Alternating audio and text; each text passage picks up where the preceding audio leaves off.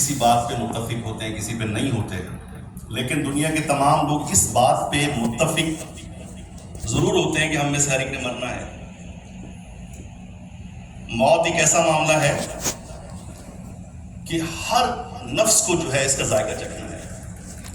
سیدی اعلیٰ حضرت امام اہل سنت مجدد دین و ملت الشاہ امام احمد رضا خان علیہ رحمۃ الرحمٰن ارشاد فرماتے ہیں، انبیاء کو بھی اجل آنی ہے، مگر اتنی کہ فقط آنی ہے کہ اللہ کے نبیوں کو بھی اس مرحلے سے گزرنا پڑے گا۔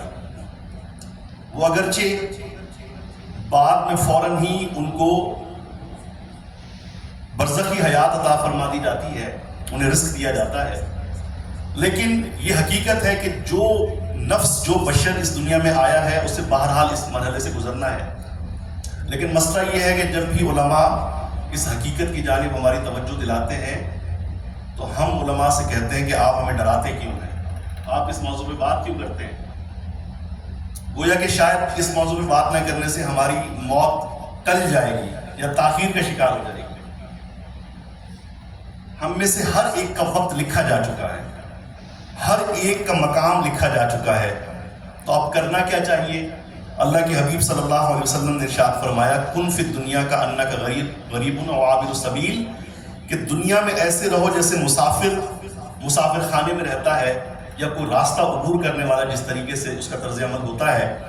یعنی اگر آپ یہاں سے اپنے وطن جانے کے لیے رخت سفر باندھیں، راستے میں قطر میں یا دبئی میں آپ کا سٹے ہو، 3-4 گھنٹے آپ وہاں رک کے آگے اپنی منزل کی جانب جانا ہو، اور آپ وہاں کی چمک دمک سے، وہاں کی رونق سے، وہاں کی رعنائی سے متاثر ہو جائیں اور آپ کہیں جی میں اپنی باقیہ زندگی یہیں گزاروں گا، میں یہاں سے آگے نہیں جاؤں گا، تو کوئی بھی آپ کو دانش مند نہیں کہے گا، کوئی بھی آپ کو عقل مند نہیں کہے گا۔ لوگ کہیں گے کہ جی آپ انتہائی نامعقول انسان ہیں، آپ عقل نہیں آپ کے پاس۔ تو اسی طرح کا معاملہ اس انسان کا ہے جو اس فانی دنیا میں دل لگاتا ہے اور اس کو اپنا مستقل ٹھکانہ سمجھ لیتا ہے۔ وہ سمجھتا ہے کہ شاید یہ میری طاقت، یہ میرا مقام، یہ میرا مرتبہ، یہ ساری چیزیں شاید ہمیشہ رہے گی، جبکہ یہ سمجھنے والے ایسے انسانوں سے قبرستان بھرے پڑے ہیں جو سمجھتے تھے کہ ہمارے بغیر دنیا ایک دن بھی نہیں چل سکتی۔ ان کے دنیا سے جانے کے بعد قبرستان میں ان کے رفقا کہہ لگا رہے ہوتے ہیں، اور انہیں دفنانے کے بعد وہ پوچھ رہے ہوتے ہیں کہ کھانا کب ملے گا۔ میکسیمم چند دن یاد رکھا جاتا ہے۔ تو دنیا میں رہ کر موت کو یاد کرنا کتنا ضروری ہے، وہ اس لیے تاکہ ہمیں اس بات کی یاد دہانی ہمیشہ ہوتی رہے کہ ہم نے ایک دن مرنا ہے۔ اب یہ سوچ جب ذہن میں آ جائے گی تو انسان پھر جتنا عرصہ دنیا میں رہتا ہے اتنا دنیا کے لیے، اور جتنا عرصہ قبر و آخرت کا، اپنے قبر و آخرت کی تیاری میں وہ مشغول ہو جائے گا۔ یہاں میں بہت سے لوگوں سے ملا ہوں، آپ سب سے میں نیا ہوں، آپ میں سے کچھ دوست مجھے جانتے ہیں، لیکن مجھے تو چند ماہ ہوئے ہیں باقاعدہ یہاں آئے ہوئے، لیکن میں نے ایک چیز دیکھی ہے کہ لوگ اپنے ریٹائرمنٹ پلان کرتے ہیں، وہ اپنے ٹیکسز وقت پہ جمع کراتے ہیں، اپنے سوشل بینیفٹس کے لیے فارم بھرتے ہیں اور کوشش کرتے ہیں ان کا ریکارڈ سیدھا رہے تاکہ ریٹائرمنٹ کے بعد جو ہے ان کو وہ سوشل سیکیورٹی اور دیگر بینیفٹس کے حصول میں مشکل کا سامنا نہ کرنا پڑے۔ ایک میکسیمم ایج کیا ہے؟ اللہ کے رسول صلی اللہ علیہ وسلم نے ارشاد فرمایا کہ میری امت کی اوسط عمر جو ہے وہ 60 سے 70 سال کے درمیان ہوگی، 60 و 70 سنۃ، کہ 60 سے 70 سال کے درمیان ہوگی۔ اور اس ملک میں جو ہے جن کی ہیلتھ بہت اچھی ہو ان کی بھی میکسیمم جو ایج ہے، جو اوسط عمر ہے، وہ 80 سال، اس سے زیادہ نہیں ہے۔ چلو ہم 60 یا 62 سال میں ریٹائرمنٹ لے بھی لیتے ہیں تو کتنا عرصہ ہے جس کے لیے آپ ساری زندگی پلان کرتے ہیں، 8 to 5 کی جاب کرتے ہیں، ساری مشکلیں، ساری سختیاں آپ جو سہتے ہیں صرف آخری 10 سال آسائش سے گزارنے کے لیے۔ تو سوچئے قبر میں اور حشر میں ہم نے کتنا عرصہ گزارنا ہے۔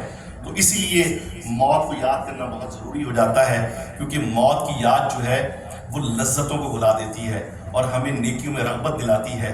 اللہ کے حبیب صلی اللہ علیہ وسلم کا فرمان عالی شان ہے کہ جو بندہ مرتا ہے اور قبر میں جاتا ہے، فرشتے اس سے 3 سوال کرتے ہیں کہ تو نے رزق کہاں سے کمایا، کہاں خرچ کیا، اپنی جوانی کس طرح کے کاموں میں گزاری، اور ما کنت تقول فی حق ھذا الرجل، اور ان کے بارے میں یعنی رسول اللہ صلی اللہ علیہ وسلم کی شخصیت دکھا کر پوچھا جاتا ہے کہ ان کے بارے میں تو کیا کہا کرتا تھا۔ ظاہر سی بات ہے جس نے ان کی سنتوں پہ عمل کیا ہوگا ان کے نقش قدم پہ چلا ہوگا، ان کے اسوہ حسنہ کو اپنی زندگی میں شامل کیا ہوگا، وہی بتا سکے گا پورے اعتماد کے ساتھ کہ حاضر رسول اللہ صلی اللہ علیہ وسلم۔ تو عرض کرنے کا مقصد یہ ہے، آخری کلمات میں بس یہی کہنا چاہتا ہوں کہ مسافر شب کو اٹھتے ہیں جو جانا دور ہوتا ہے۔ آپ کو سفر کرنا ہو تو اس کی تیاری کرنی ہوتی ہے۔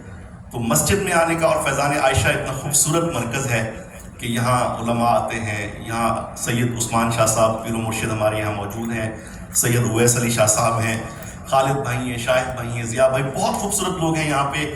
یہ اتنی خوبصورت محفل کا انعقاد کرتے ہیں اور ہمیں یہ موقع فراہم کرتے ہیں کہ ہم اللہ اور اس کے حبیب صلی اللہ علیہ وسلم کے راستے پر چل سکیں اور اپنی زندگی کو ان کی فرما برداری میں گزار سکیں۔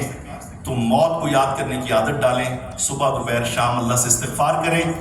امید ہے کہ اللہ کریم ہم سے اپنے رحم کا، اپنے فضل کا معاملہ فرمائے گا۔ آمین بجاہ نبی الامین صلی اللہ علیہ وسلم۔ الحمدللہ رب العالمین والصلاة والسلام علی سید الانبیاء والمرسلین۔ جزا اللہ عنا سیدنا مولانا محمد صلی اللہ تعالی علیہ وسلم ما هو اہلہ۔ یا ارحم الراحمین، مالک مولا بندہ نوازا کریمہ پروردگارہ، ہماری نماز عشاء اپنی بارگاہ میں قبول و منظور فرما۔ یا ارحم الراحمین، ہمارے والدین کی پوری امت کی بے حساب مغفرت فرما۔ یا ارحم الراحمین، ہم سے ہمیشہ کے لیے راضی ہو جا، سجدوں کی لذت نصیب فرما، تلاوت قرآن کا ذوق عطا فرما۔ یا اللہ اپنی پسند کا بندہ بنا دے، نفس و شیطان کے ہر وار سے محفوظ فرما دے۔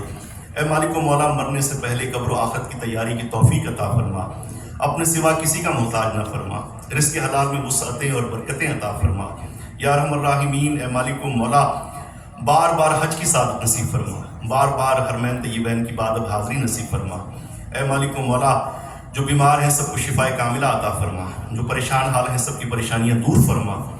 یا ارحم الراحمین، جو صاحب اولاد ان کی اولاد کو تابع فرمان بنا دے، جو بے اولاد ان کو نیک صالح اولاد عطا فرما دے۔ ہماری بہنیں بیٹیاں جو رشتوں کے انتظار میں بیٹھی ان کو نیک صالح رشتے عطا فرما دے۔ یا ارحم الراحمین، جامع مسجد فیضان عائشہ کے تمام منتظمین، معاونین، ہمارے امام صاحبان کے علم میں، عمل میں، عمر میں برکتیں عطا فرما۔